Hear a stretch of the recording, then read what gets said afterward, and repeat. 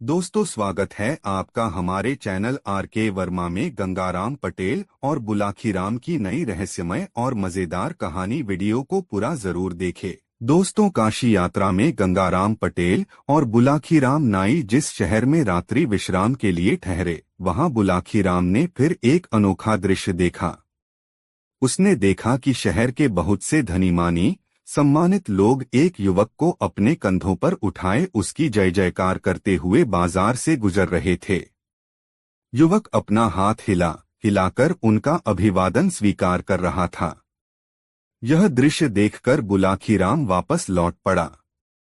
रात को भोजन आदि से निवृत्त होकर बुलाखी ने यह घटना गंगाराम पटेल को सुनाकर उसका रहस्य भेदन करने के लिए कहा तो गंगाराम बोले, बुलाखी, इस घटना का रहस्य जानने से पहले मैं तुझे एक कहानी सुनाता हूँ।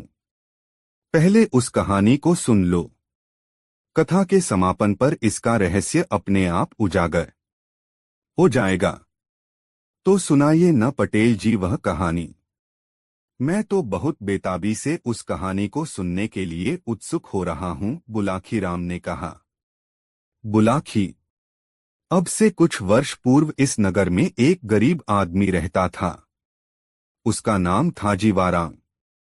जीवाराम दिन रात हाड़तोड़ मेहनत करता था, फिर भी उसे और उसके परिवार को बड़ी मुश्किल से ही भोजन मिल पाता था। जीवाराम की पत्नी का नाम था गुलकदी। वह अपने नाम के ही अनुकूल बहुत मृदु स्वभाव की थी। दूसरे लोगों के घरों में चौका बर्तन का काम करके वह अपने पति की मदद में लगी रहती थी। उन दोनों के एक बेटा भी था, जिसका नाम दयाराम था, लेकिन लोग उसे तीसमार खां कहकर संबोधित करते थे। दयाराम भी अपने इस नाम को सुनकर खुश होता था।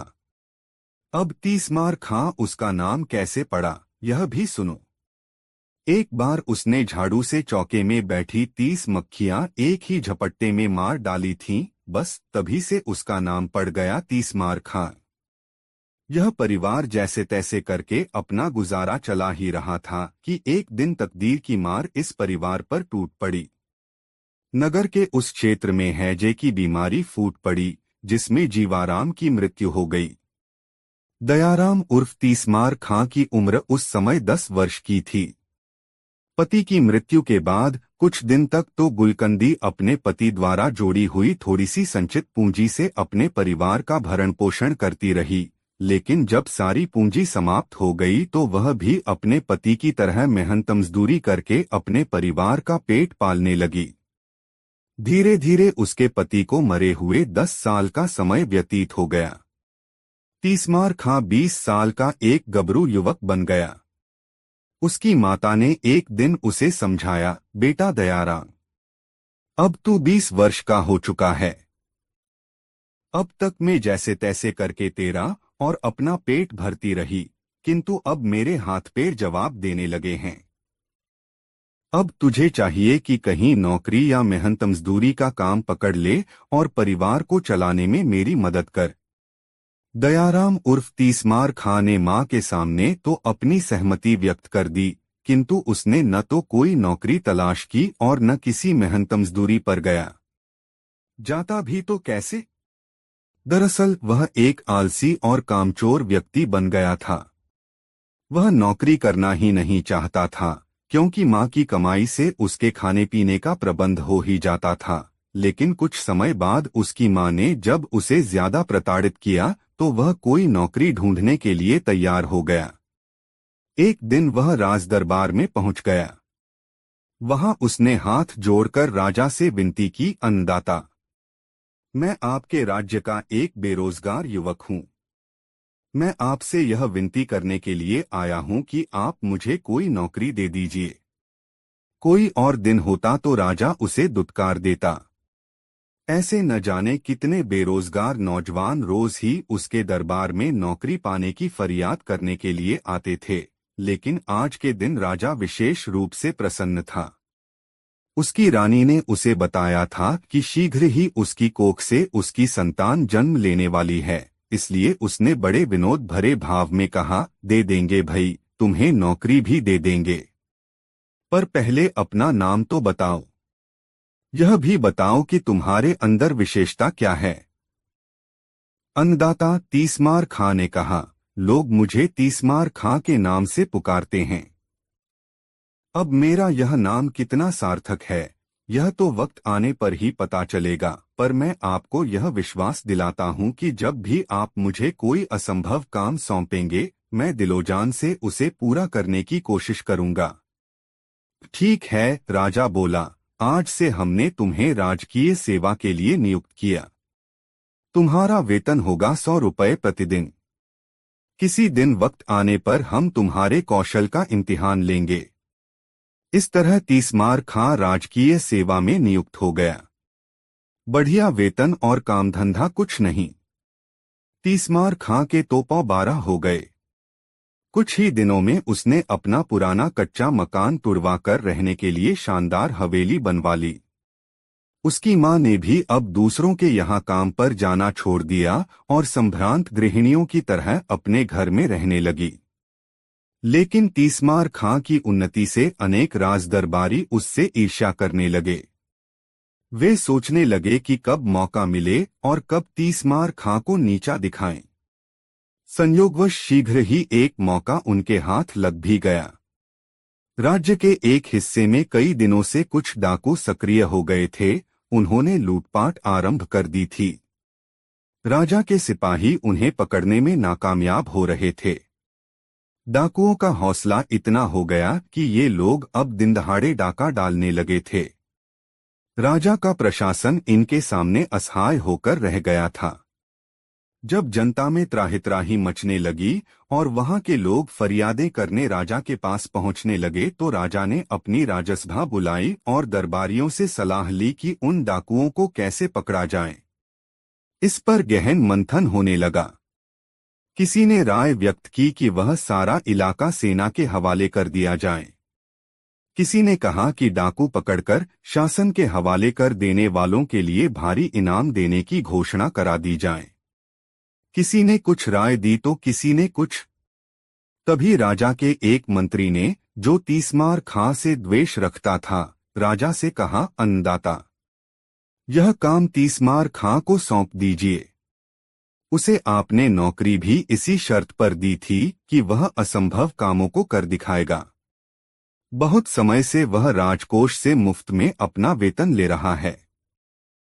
अब समय आ गया है कि उसकी योग्यता की परख कर ली जाए। यह विचार राजा को पसंद आया। राजकार्यों में उलझे रहने के कारण यह बात उनके ध्यान से उतर गई कि उन्होंने तीसमार खां को नौकरी इसी शर्त पर दी थी कि वह असंभव कार्यों को संभव कर दिखाएगा। आज उसके इम्तिहान का अवसर आ पहुंचा था। अतः उन्होंने तीसमार खां को दरबार में बुलाया और कहा, तीसमार खां, तुम्हें याद है कि हमने तुम्हें किस शर्त पर नौकरी दी थी? हाँ अन्नदाता, मुझे अच्छी तरह याद है, तीसमार खां ने कहा। नौकरी देते समय आपने पूछा था कि तुममें क्या विशेषता है, तो मैंने यह कहा था कि मैं किसी भी असंभव कार्य को संभव बना सकता हूँ। बस तो समझ लो कि आज तुम्हारी परीक्षा की घड़ी आ पहुंची। देश के दक्षिणी क्षेत्र में जाओ और वहां के लोगों में भय का वातावरण पैदा कर रहे डाकू दलों का सफाया कर दो। इस काम के लिए तुम जितने सैनिक चाहो तुम्हें उपलब्ध करा दिए जाएंगे। ठीक है अन्नदाता, मैं कल ही दक्षिण की ओर रवाना हो जाऊंगा और इस काम के लिए मुझे किसी सैनिक की आवश्यकता भी नहीं है। मैं अकेला ही इस काम को अंजाम दूंगा। तीसमार खां राजा के सामने यह बात कह तो आया, किंतु घर आकर वह चिंता में पड़ गया।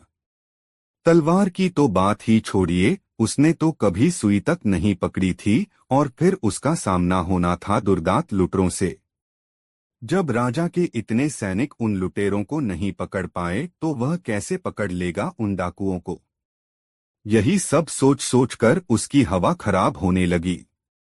सारी रात वह सो नहीं सका। बस इसी चिंता में घुलता रहा कि इस स्थिति का मुकाबला वह कैसे करे। उसे चिंता में पड़ा देखकर उसकी मां भी चिंतित हो गई। उसने अपने बेटे से उसकी चिंता का कारण पूछा तो तीसमार खां ने उसे अपनी चिंता से अवगत करा दिया। अब तो उसकी माता की चिंता भी बढ़ गई। उसने कहा, बेटे, तू यह राज्य छोड़कर किसी दूसरे राज्य में चला जा।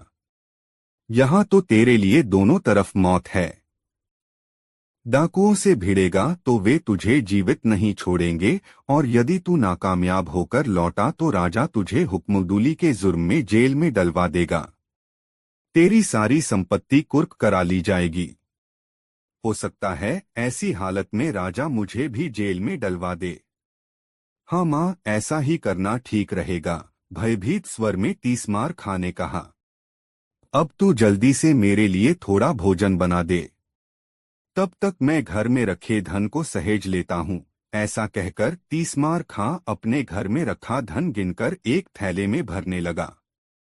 उसकी माता रास्ते में भोजन के लिए उसके लिए तिल के लड्डू बनाने लगी। अचानक ही कोई काम उसे याद आ गया। आथा चाशनी बनाने का काम अधूरा छोड़कर वह उस काम को करने के लिए पड़ोस में चली गई।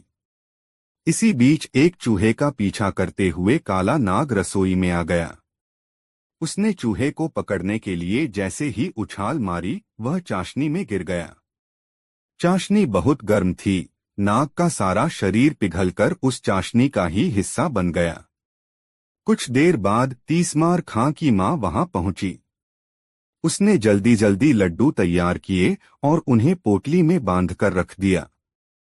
तीसमार खां ने भी अपनी पूंजी एक थैले में भरी और कुछ धन अपनी माता के लिए छोड़कर दोनों पोटलियां लेकर घोड़े पर सवार होकर घर से बाहर निकल गया।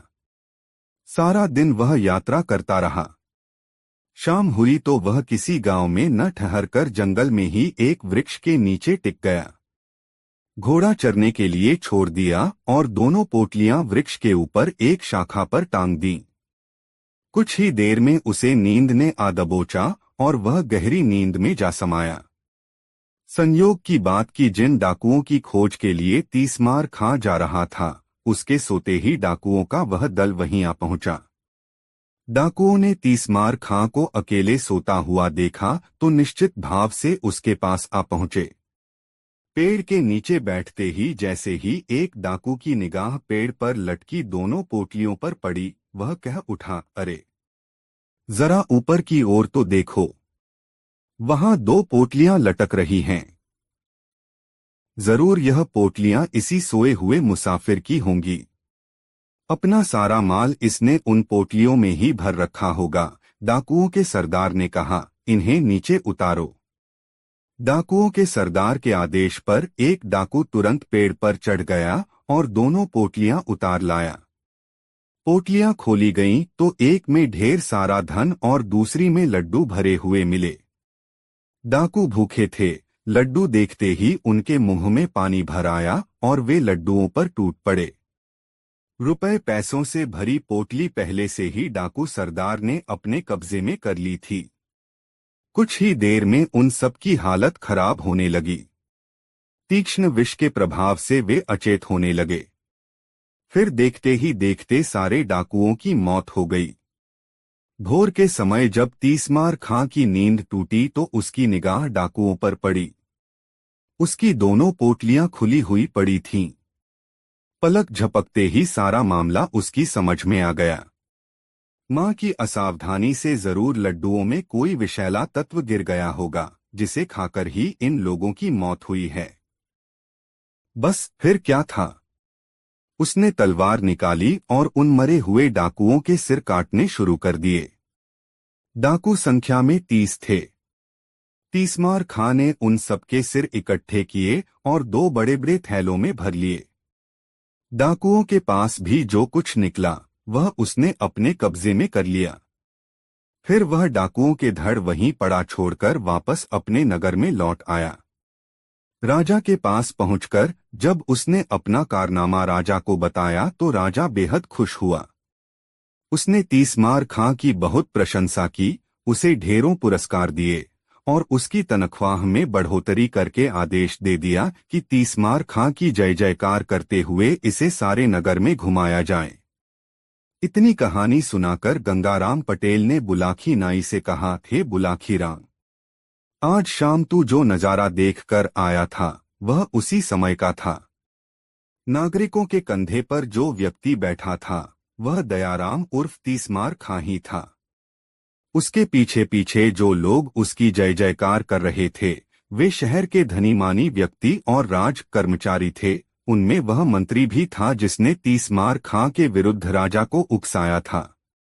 अब बता, तेरी शंका का समाधान हो गया ना? हाँ पटेल जी, हो गया।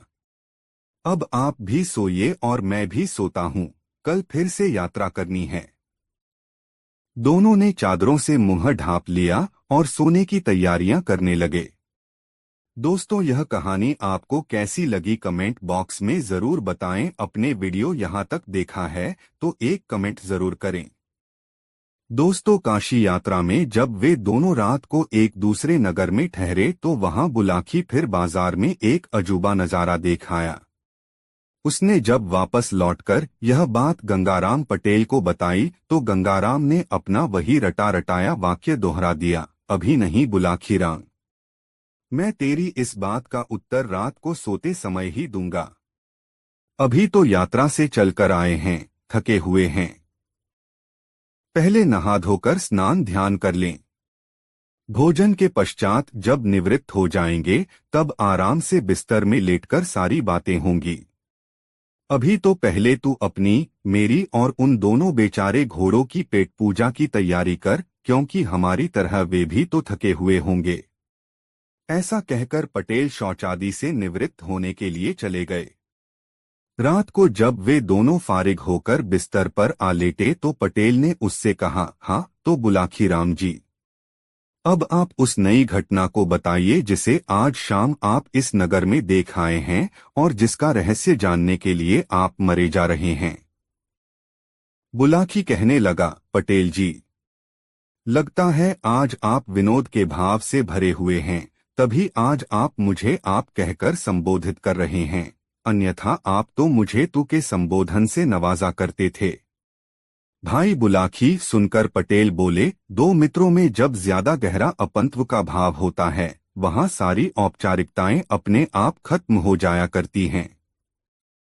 मेरी बातों का बुरा मत माना कर, मैं तुझे अपना मानता हूं न, इसलिए ऐसी आदत पड़ गई है। बहरहाल छोड़ इस बात को और बता कि तूने आज शाम कौन सा अजूबा दृश्य देखा था। पटेल जी, आज शाम जब मैं बाजार से लौट रहा था तो मैंने एक आदमी को एक चबूतरे पर एक खंभे के साथ बंधा हुआ देखा। उसके समीप ही एक सैनिक भी खड़ा था। चबूतरे के ऊपर एक सरकारी निर्देश टंगा हुआ था जिस पर लिखा था, हर खासवान को यह निर्देश दिया जाता है कि जो भी शख्स इस राह से गुजरे वह कोड़ा उठाकर इस व्यक्ति को गिनकर 5 कोड़े अवश्य मारे। जो इस निर्देश का पालन नहीं करेगा उसे राजा की ओर से 5 कोड़े लगाकर दंडित किया जाएगा। पटेल जी, जब मैंने उस निर्देश को पढ़ा था तो मैंने सोचा कि इसका दंड जाने बिना मैं इसे कोड़े क्यों मारूं। यही सोचकर मैं वहां से खिसकना चाहता था कि तभी वहां खड़े सैनिक ने मुझसे कहा, क्यों भाई, क्या 5 कोड़े खाने का इरादा है? नहीं तो, मेरे मुंह से निकला। तब उस सैनिक ने मुझे घुड़का और कहा, यदि 5 कोड़े नहीं खाना चाहता है तो नीचे पड़े उस कोड़े को उठा और इस आदमी को 5 कोड़े लगा। पटेल जी, उस सैनिक के कहने पर तब मुझे उस कैदी को 5 कोड़े लगाने पड़े। बस तभी से मेरी आत्मा पर यह बोझ पड़ा हुआ है कि मैंने उस आदमी का अपराध जाने बिना 5 कोड़े मारे। अब आप उस कैदी के विषय में बताइए और यह भी बताइए कि किस अपराध के कारण उसे यह सजा भुगतनी पड़ रही है। बुलाकी पटेल बोले, अपनी आत्मा पर पड़ा बोझ उतार दे और यह समझ ले कि उस आदमी को 5 कोड़े लगाकर तूने सवाब का काम किया है। उस आदमी का अपराध इतना गंभीर है कि उसके लिए राजा ने इससे भी बड़ी सजा नियत की होती तो किसी को भी अफसोस नहीं होता। सुन, मैं तुझे आरंभ से ही सारी कहानी सुनाता हूँ। इस नगर में चंद्रचूड़ नाम का एक महाजन निवास करता है। उस महाजन को एक कन्या है जो बेहद रूपवान है। उसका नाम है अनामिका। महाजन का एक पुत्र भी है जिसे सब लोग चक्रधारी कहकर बुलाते हैं। महाजन ने अपनी बेटी अनामिका की मंगनी बहुत पहले अपने एक मित्र के पुत्र के साथ निश्चित कर दी थी, किंतु अभी तक उसने उसका गौना नहीं किया था। कारण यह था कि अनामिका की आयु अभी इतनी नहीं हुई थी कि उसका गौना करके उसकी ससुराल विदा करा दिया जाए। बुलाखी यह नगर गंगा के बहुत समीप है। यहाँ के लोगों में धार्मिक आस्था भी बहुत है। अन्य नगरों में रहने वालों की तरह यहाँ के लोग भी प्रति वर्ष दशहरे के अवसर पर गंगा स्नान के लिए जरूर जाते हैं। इस बार जब दशहरे का पर्व पड़ा तो दूसरे नगरवासियों की तरह अनामिका भी अपने माता पिता और सखी सहेलियों के साथ गंगा स्नान के लिए गई। गंगा किनारे पहुंचकर अन्य लोगों की तरह अनामिका के पिता ने भी अपने रहने के लिए डेरा व्यवस्थित किया और बारी बारी से गंगा जी में स्नान करने के लिए गए।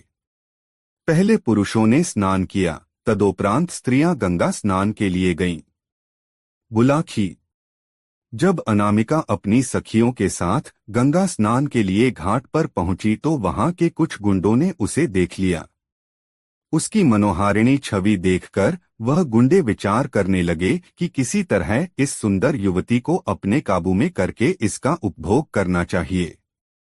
बाद में जब इससे हमारा दिल भर जाएगा तो हम इसे किसी वेश्या के यहाँ बेचकर अच्छी रकम प्राप्त कर सकते हैं। उन गुंडों का मुखिया था छोटेलाल नाम का एक महाहरामी युवक। उसने इस काम को करने का बीड़ा उठाया। उसने अपने साथियों से कहा, दोस्तों, इसे फंसाकर काबू में करना तो मेरा चुटकियों का काम है। बस मुझे थोड़ा सा समय चाहिए। ठीक है, हम तुम्हें समय देते हैं। उसके दूसरे साथी बोले, देखते हैं तुम कौन सा चमत्कार दिखाते हो। उधर अनामिका और उसकी सखियों ने अपने वस्त्र उतारे और उन वस्त्रों को घाट पर बैठे पंडे के हवाले करके गंगा स्नान करने लगीं। तभी छोटेलाल नामक वह गुंडा उस पंडे के पास पहुंचा और उससे कहा, पंडित जी महाराज, 5 रुपए कमाना चाहते हो? घर बैठे कमाई करना किसे बुरा लगता है? यजमान, पंडा बोला, परंतु यह बताइए कि काम क्या है?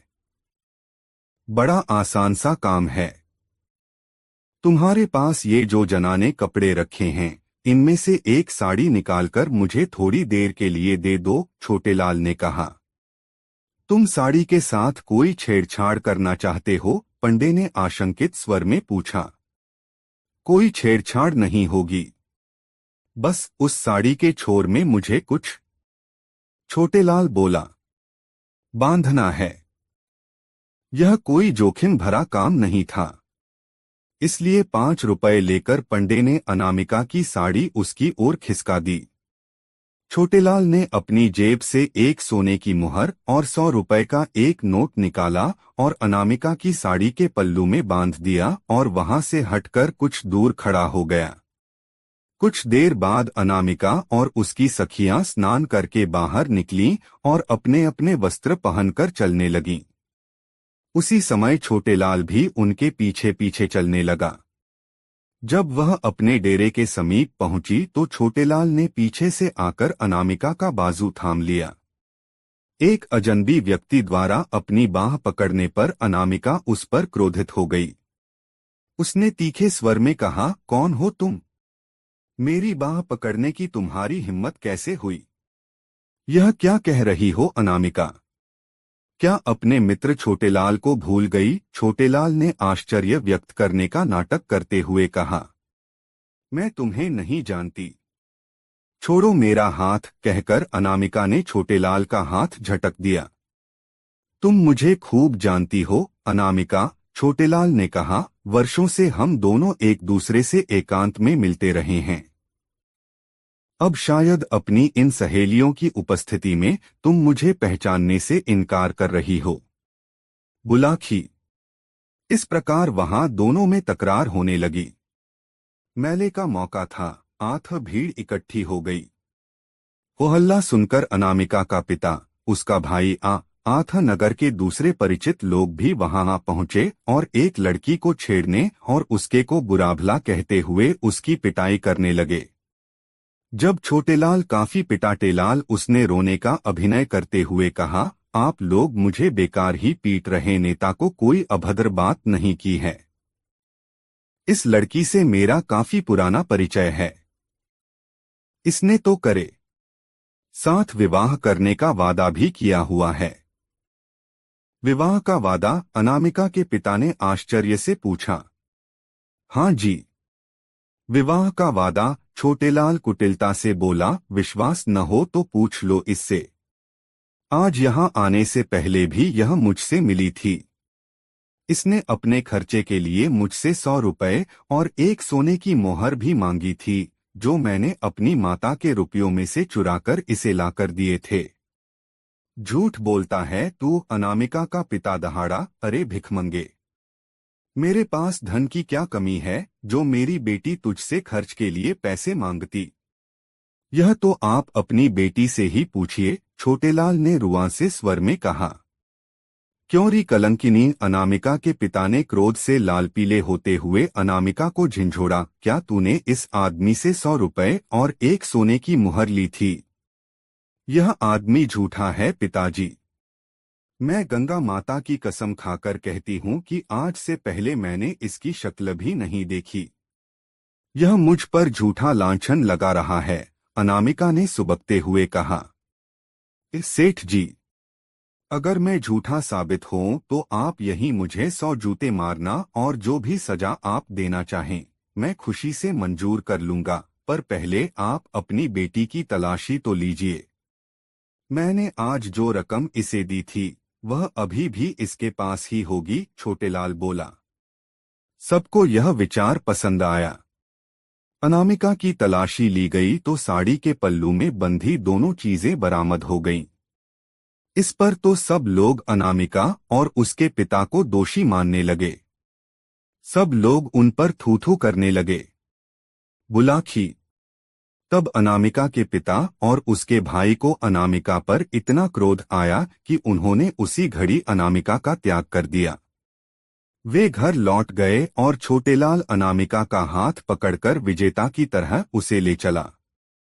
अनामिका दहाड़े मार कर रोने लगी और बार बार छोटेलाल के चंगुल से छूटने का प्रयास करने लगी, लेकिन तभी छोटेलाल के साथी गुंडे भी उसकी सहायता के लिए वहां पहुंच गए और उन्होंने छोटेलाल और अनामिका को अपने घेरे में ले लिया। बुलाखी। जब अनामिका रो रो कर हलकान हो रही थी और अपनी सहायता की गुहार लगा रही थी, तभी यहाँ के राजा की सवारी वहां से गुजरी। एक लड़की को सहायता के लिए चिल्लाते देख राजा ने अपनी पालकी रुकवाई और नीचे उतरकर लड़की से उसके रोने का कारण पूछा।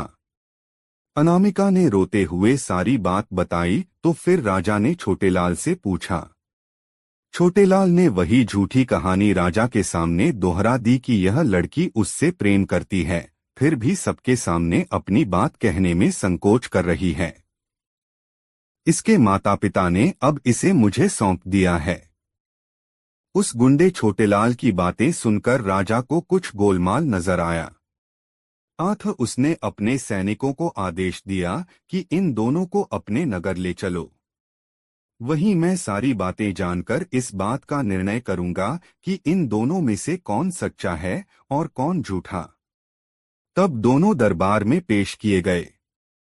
राजा ने अनामिका से पूछा, देवी, तुम कहती हो कि अब से पहले तुमने इस आदमी को कभी देखा नहीं था, फिर इसकी यह बात क्यों कर सच साबित हो गई कि तुम्हारी साड़ी के पल्लू से इसके दिए हुए रुपए और सोने की मोहर बरामद हो गई?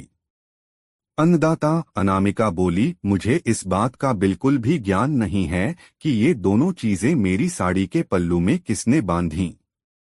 अपनी साड़ी तो मैंने कहीं उतारी भी नहीं थी, सिवाय उस समय के जब मैं स्नान करने के लिए गंगा जल में उतरी थी।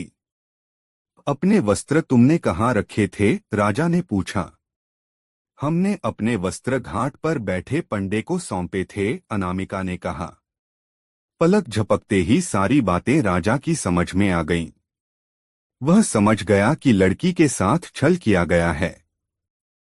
तब उसने उस पंडे को दरबार में पेश होने का हुक्म दिया और पंडे के पहुंचने पर राजा ने उसे दंड का भय दिखाया तो भय से कांपते हुए पंडे ने सब कुछ बक दिया। उसने बता दिया कि यह काम छोटेलाल ने ही किया था। बुलाखी। सच्चाई जानकर राजा ने अनामिका के पिता को बुलाकर अनामिका तो उसे सौंप दी और उस पंडे और छोटेलाल के साथियों को पकड़कर उन्हें 100 कोड़े लगाने की सजा दी और क्योंकि मुख्य अपराधी छोटेलाल था आठ उसे यह सजा दी कि इस दिन तक इसे खंभे से बांधकर इस पर कोड़े बरसाए जाएं। साथ ही यह आदेश भी लिखकर वहां चिपका दिया कि जो भी राहगीर वहां से गुजरे वह छोटेलाल को 5 कोड़े जरूर मारे, यदि वह ऐसा नहीं करेगा तो फिर राजाज्ञा से 5 कोड़े उसी को मारे जाएंगे। कहानी का समापन कर पटेल बोले, सोहे बुलाखी। यह है सारी कहानी। अब राजा की आज्ञा से छोटेलाल को सजा दी जा रही है। अपने कुकर्म का फल उसे भोगना पड़ रहा है। जो दृश्य आज तूने देखा है वह उसी समय का है। उम्मीद है यह सब जानकर तेरी उत्सुकता शांत हो गई होगी। आठ अब मुझे भी सोने दे और स्वयं भी सो रह, कहकर पटेल ने आंखें मूंद लीं। बुलाखी भी सोने की तैयारी करने लगा। दोस्तों, यह कहानी आपको कैसी लगी कमेंट में जरूर बताएं। छोटेलाल बोला, बांधना है।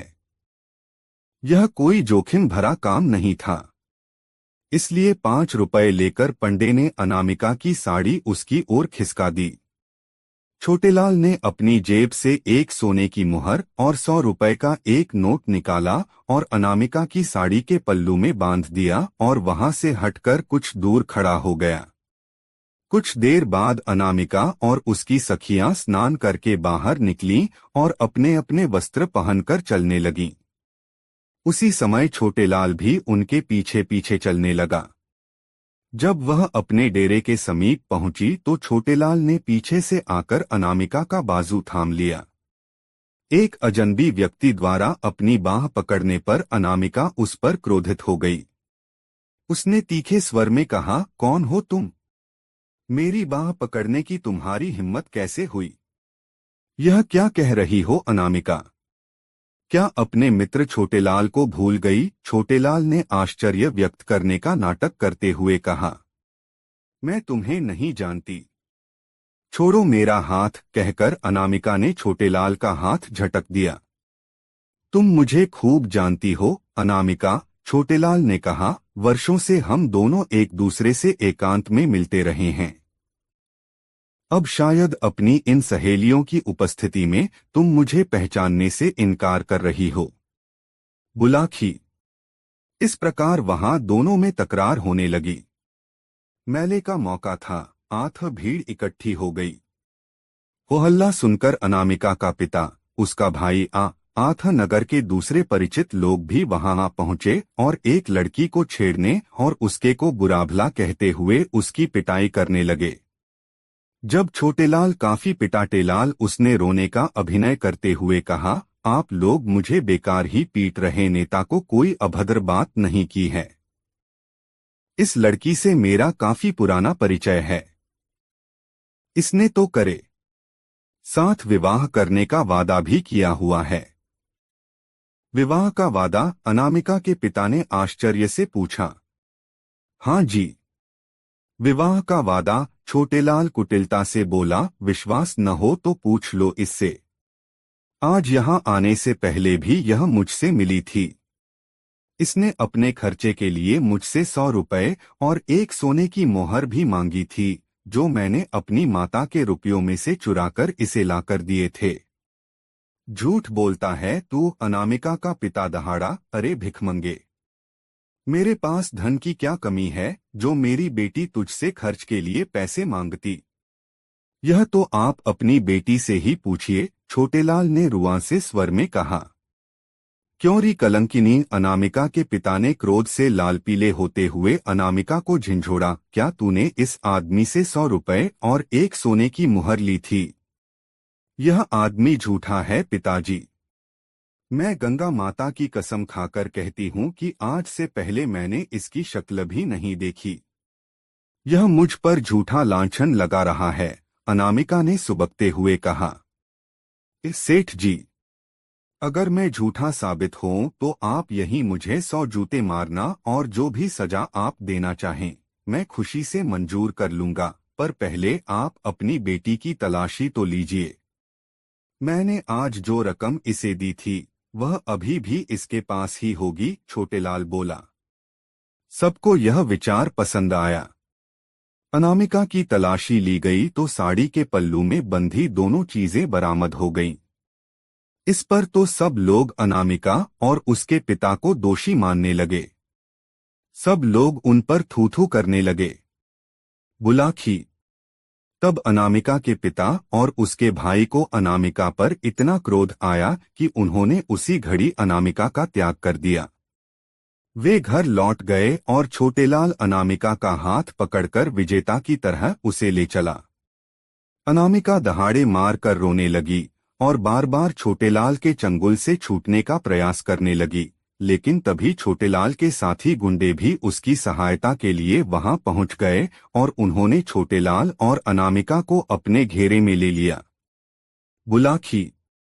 जब अनामिका रो रो कर हलकान हो रही थी और अपनी सहायता की गुहार लगा रही थी, तभी यहाँ के राजा की सवारी वहां से गुजरी।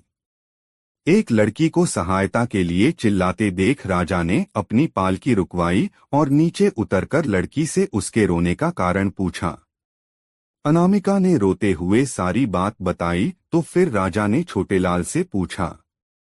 छोटेलाल ने वही झूठी कहानी राजा के सामने दोहरा दी कि यह लड़की उससे प्रेम करती है, फिर भी सबके सामने अपनी बात कहने में संकोच कर रही है। इसके माता पिता ने अब इसे मुझे सौंप दिया है। उस गुंडे छोटेलाल की बातें सुनकर राजा को कुछ गोलमाल नजर आया। उसने अपने सैनिकों को आदेश दिया कि इन दोनों को अपने नगर ले चलो। वहीं मैं सारी बातें जानकर इस बात का निर्णय करूंगा कि इन दोनों में से कौन सच्चा है और कौन झूठा। तब दोनों दरबार में पेश किए गए। राजा ने अनामिका से पूछा, देवी, तुम कहती हो कि अब से पहले तुमने इस आदमी को कभी देखा नहीं था, फिर इसकी यह बात क्यों कर सच साबित हो गई कि तुम्हारी साड़ी के पल्लू से इसके दिए हुए रुपए और सोने की मोहर बरामद हो गई? अन्नदाता, अनामिका बोली, मुझे इस बात का बिल्कुल भी ज्ञान नहीं है कि ये दोनों चीजें मेरी साड़ी के पल्लू में किसने बांधी।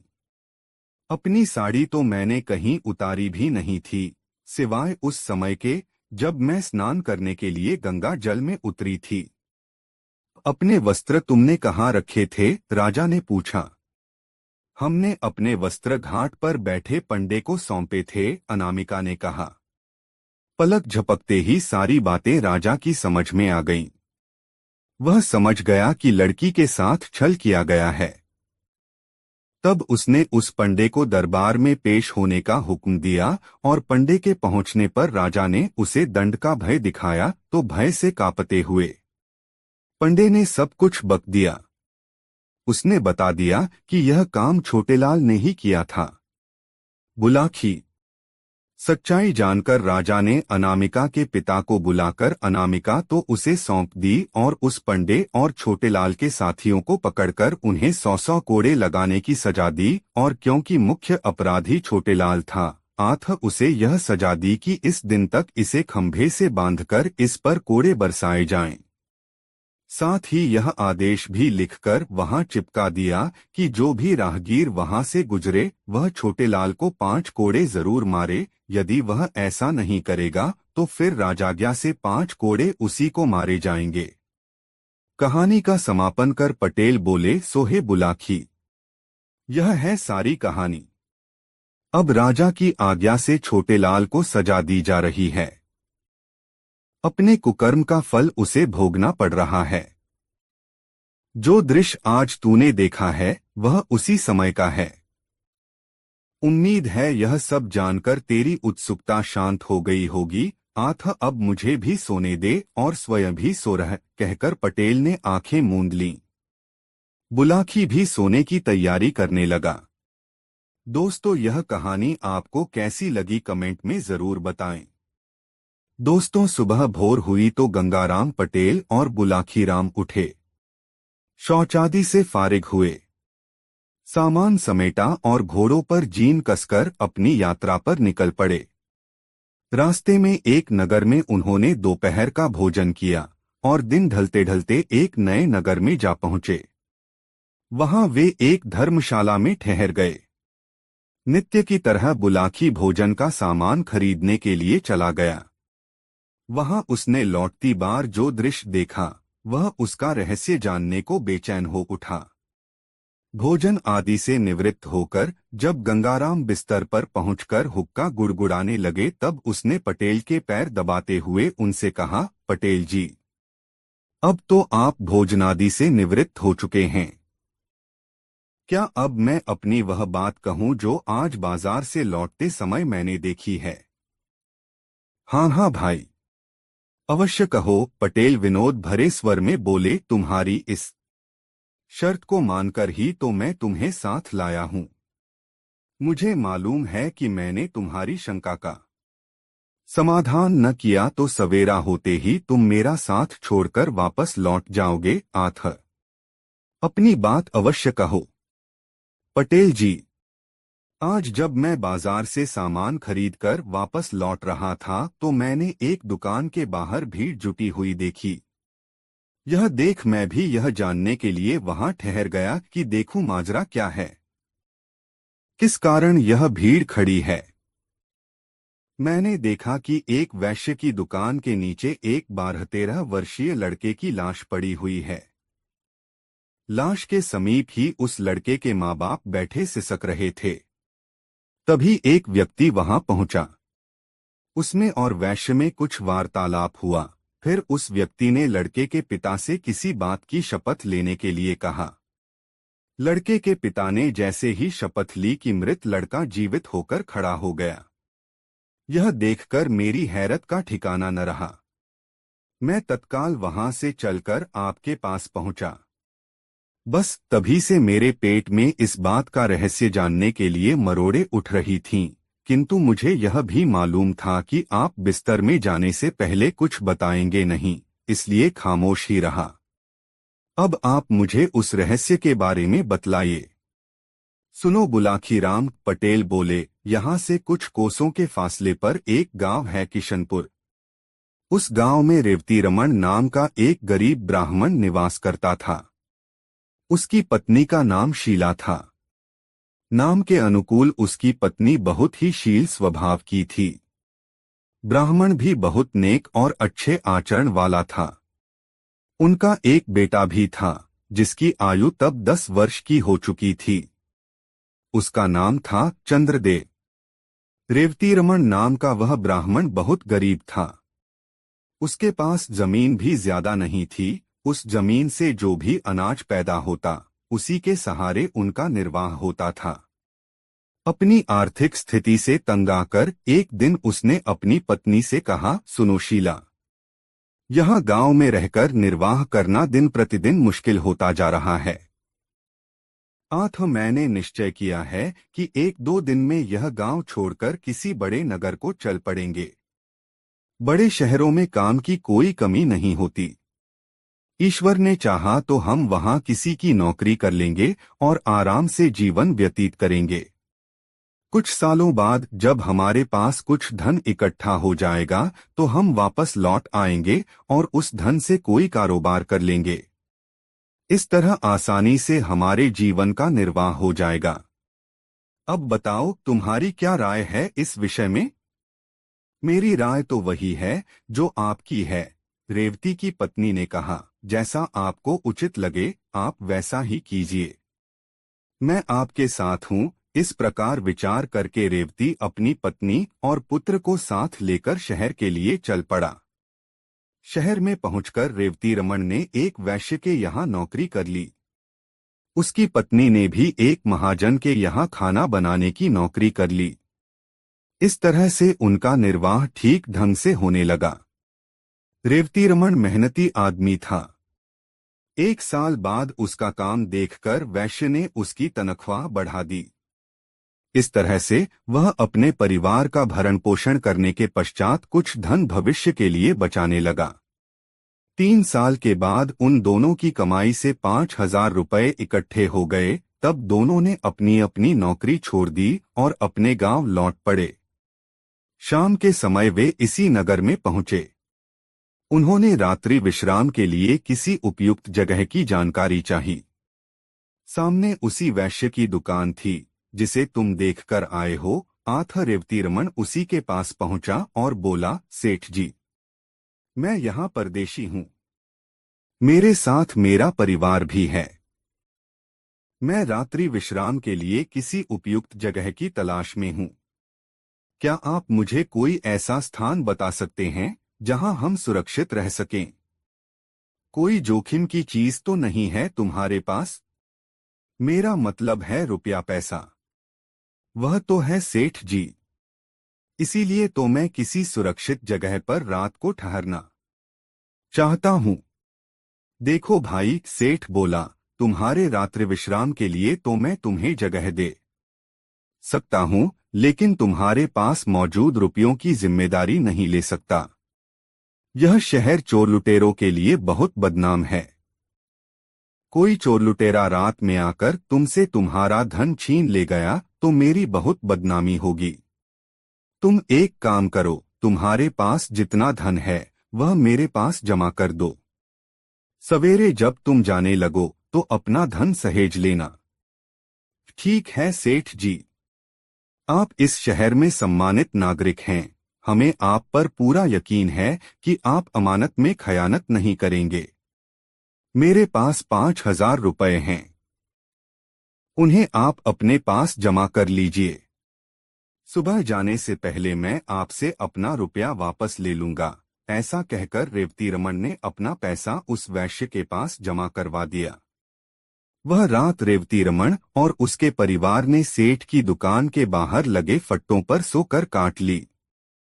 प्रातः जब सेठ ने दुकान खोली तो रेवतीरमण ने उससे अपना पैसा वापस मांगा। इस पर सेठ की त्योरियां चढ़ गईं। उसने तेज आवाज में पूछा, कैसा पैसा? तुमने मुझे कोई पैसा नहीं दिया था। इस पर दोनों में तकरार होने लगी। पड़ोसी और राहगीर इकट्ठे हो गए। सेठ के पड़ोसियों ने तब उनका विवाद खत्म करने के लिए रेवतीरमण से कहा, देखो भाई, तुम कहते हो कल रात तुमने इनके पास 5,000 रुपये जमा कराए थे, जबकि ये सेठ इस बात से साफ इनकार कर रहा है। अब कौन सच्चा है और कौन झूठा, इसका फैसला तो शपथ लेकर ही किया जा सकता है। क्या तुम अपने इकलौते बेटे की कसम खाकर यह बात कह सकते हो कि तुमने रात इस सेठ के पास 5,000 रुपये जमा कराए थे? बिल्कुल कह सकता हूँ, रेवतीरमण बोला। जो बात सच है उसके लिए मैं कैसी भी शपथ लेने को तैयार हूँ। क्यों सेठ, क्या तुम्हें भी यह बात मंजूर है? बिल्कुल मंजूर है, सेठ बोला।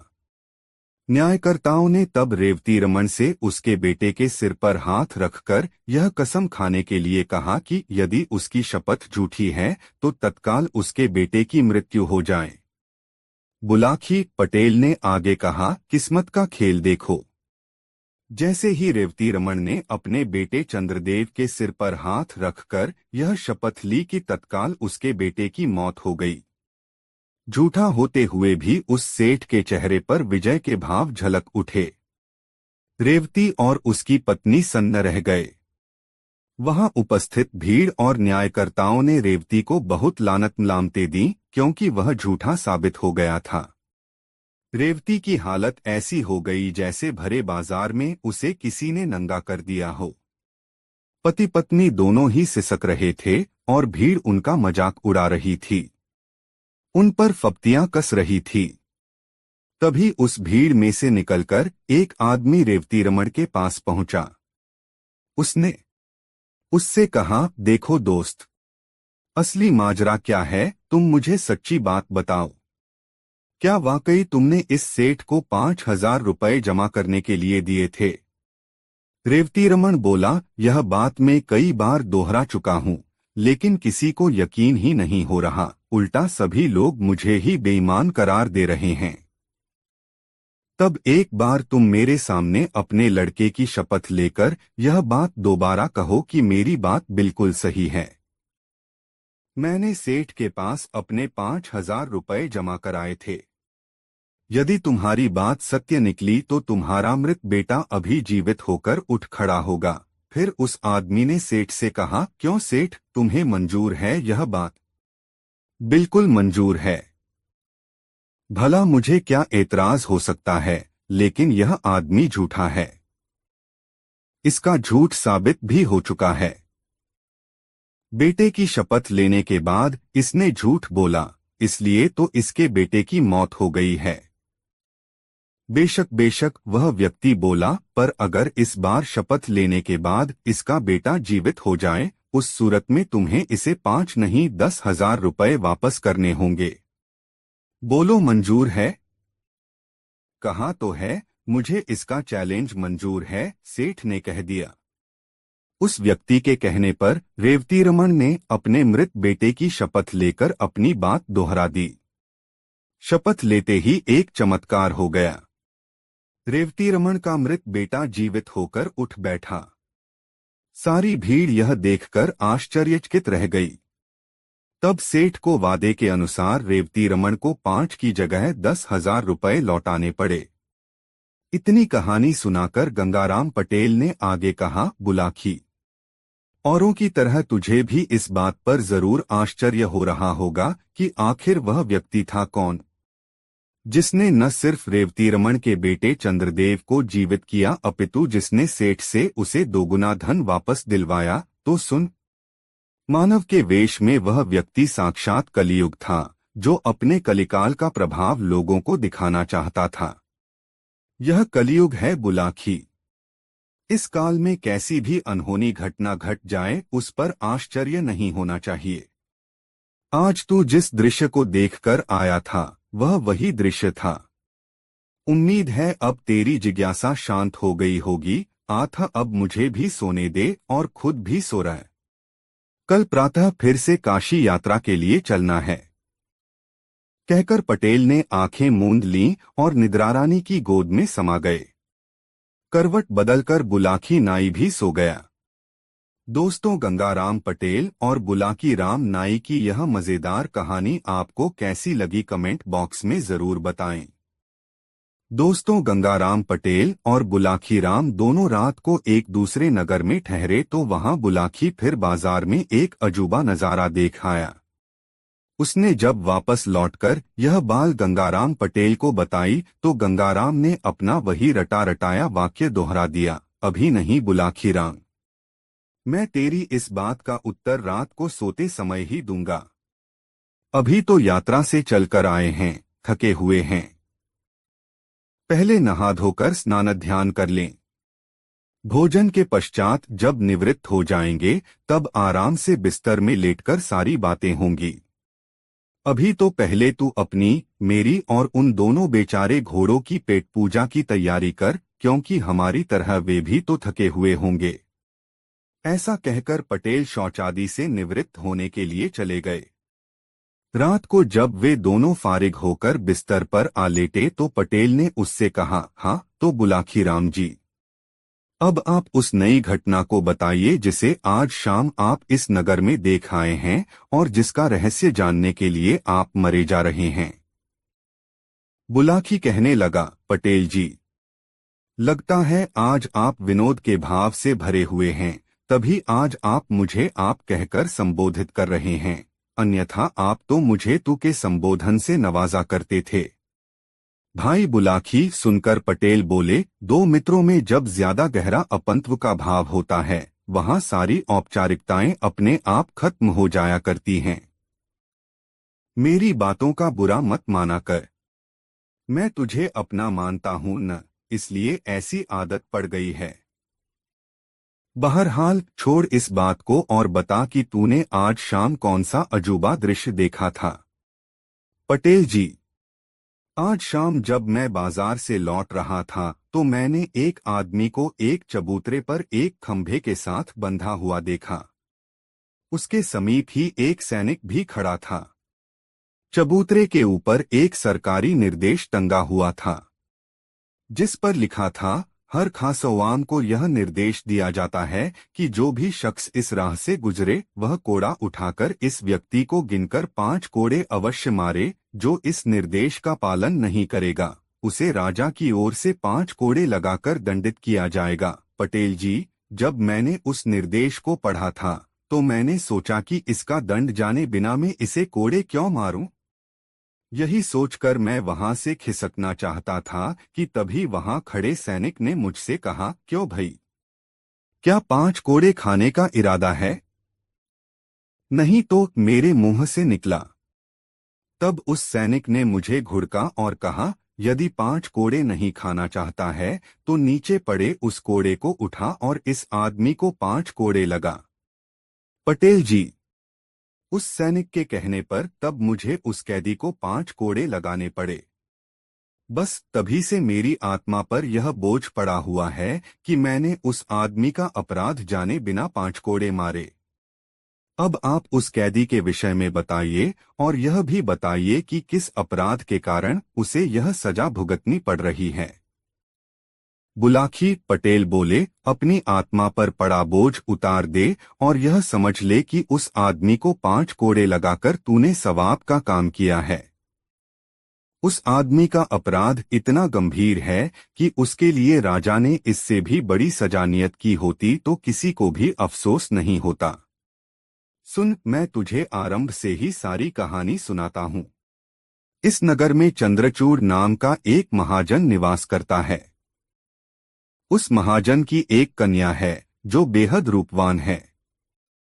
उसका नाम है अनामिका। महाजन का एक पुत्र भी है जिसे सब लोग चक्रधारी कहकर बुलाते हैं। महाजन ने अपनी बेटी अनामिका की मंगनी बहुत पहले अपने एक मित्र के पुत्र के साथ निश्चित कर दी थी, किंतु अभी तक उसने उसका गौना नहीं किया था। कारण यह था कि अनामिका की आयु अभी इतनी नहीं हुई थी कि उसका गौना करके उसकी ससुराल विदा करा दिया जाए। बुलाखी, यह नगर गंगा के बहुत समीप है। यहाँ के लोगों में धार्मिक आस्था भी बहुत है। अन्य नगरों में रहने वालों की तरह यहाँ के लोग भी प्रति वर्ष दशहरे के अवसर पर गंगा स्नान के लिए जरूर जाते हैं।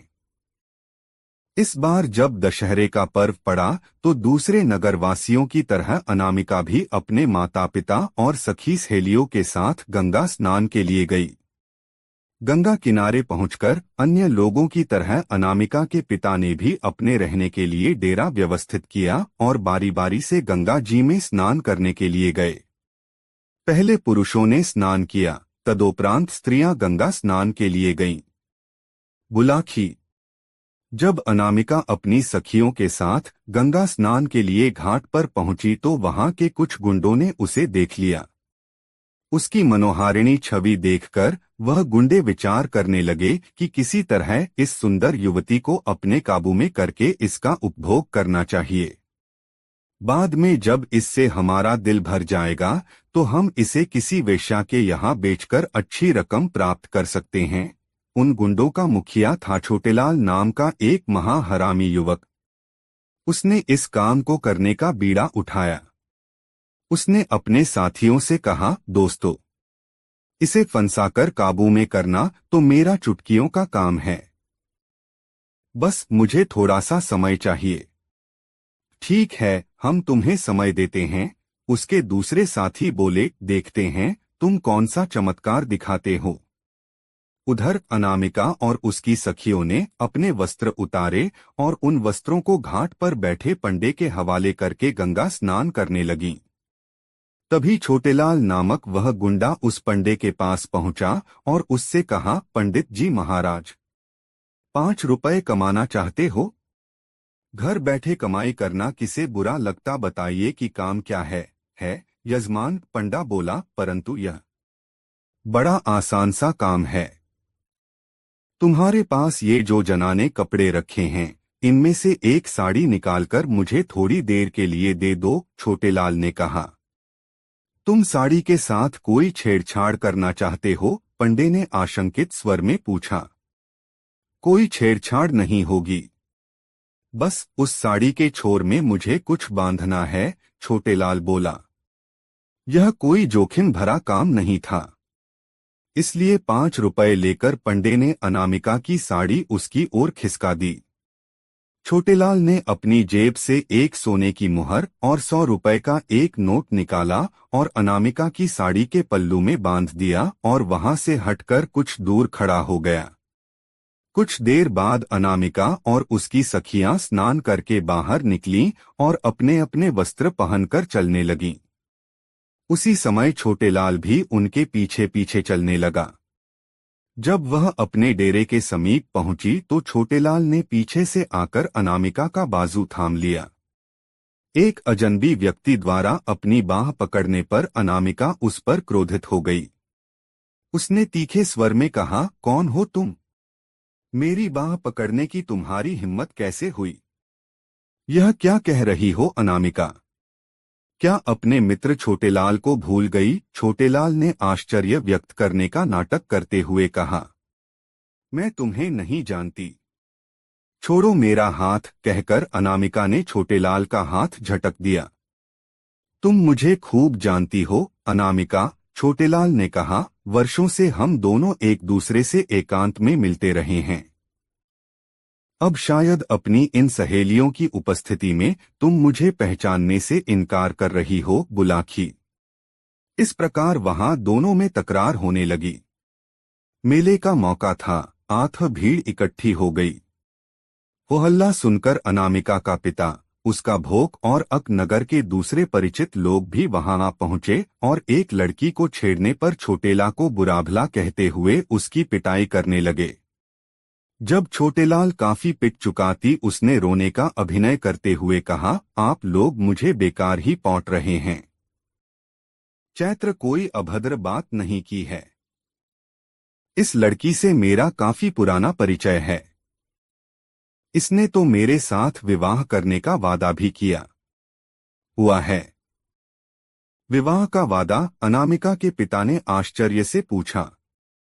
हाँ जी, विवाह का वादा, छोटेलाल कुटिलता से बोला। विश्वास न हो तो पूछ लो इससे।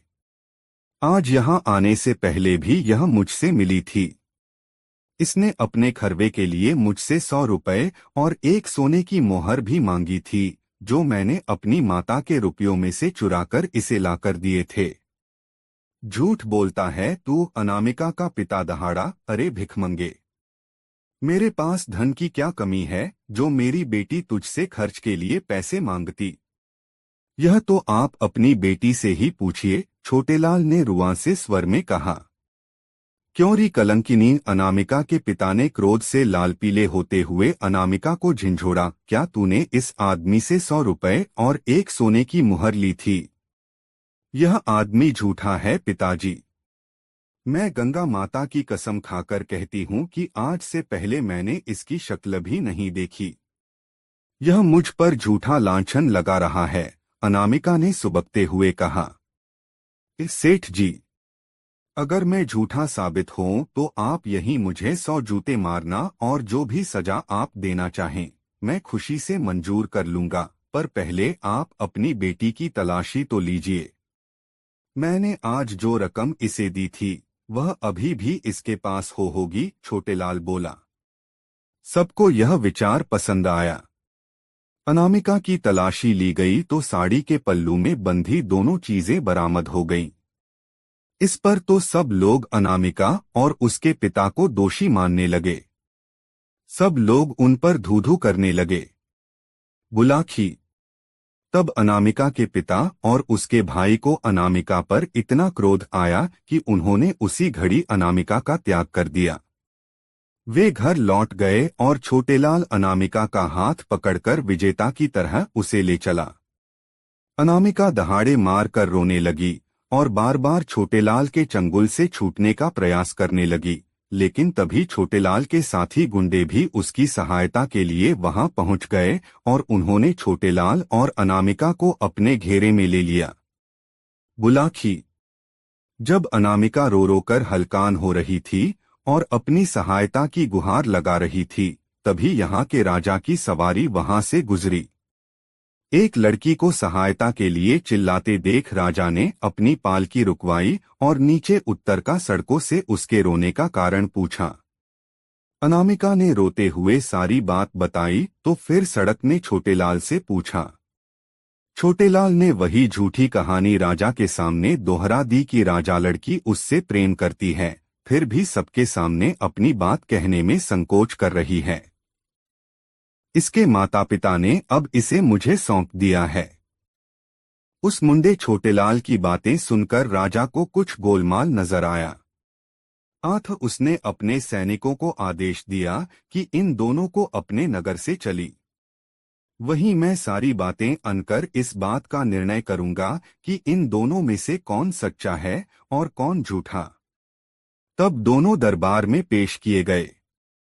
राजा ने अनामिका से पूछा, देवी, तुम कहती हो कि अब से पहले तुमने इस आदमी को कभी देखा नहीं था, फिर इसकी यह भारत क्यों कर सच साचित हो गई कि तुम्हारी साड़ी के पल्लू से इसके दिए हुए रुपए और सोने की घोहर चरामद हो गई।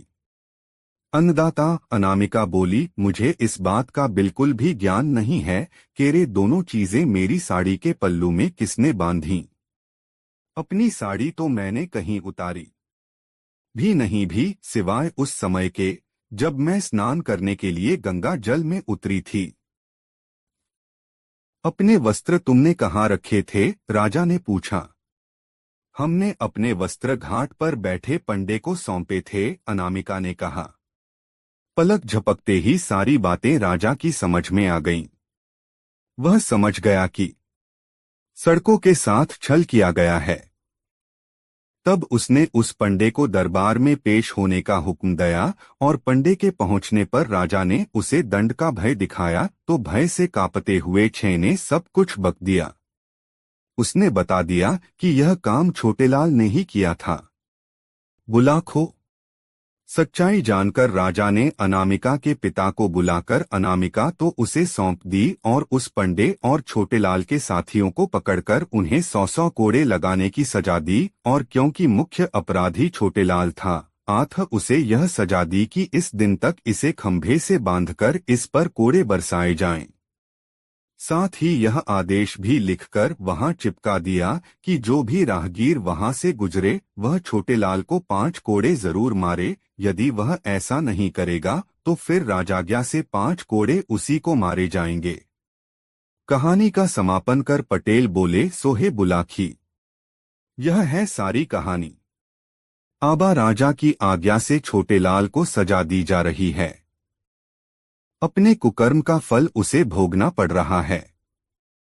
जो दृश्य आज तूने देखा है वह उसी समय का है। उम्मीद है यह सब जानकर तेरी उत्सुकता शांत हो गई होगी। अब मुझे भी सोने दे और स्वयं भी सो रह, कहकर पटेल ने आंखें मूंद लीं। बुलाखी भी सोने की तैयारी करने लगा। दोस्तों, यह अनोखी कहानी आपको कैसी लगी कमेंट में जरूर बताएं। ऐसी और कहानी सुनने के लिए हमारे चैनल आर के वर्मा को अभी सब्सक्राइब कर ले। वीडियो देखने के लिए बहुत बहुत धन्यवाद।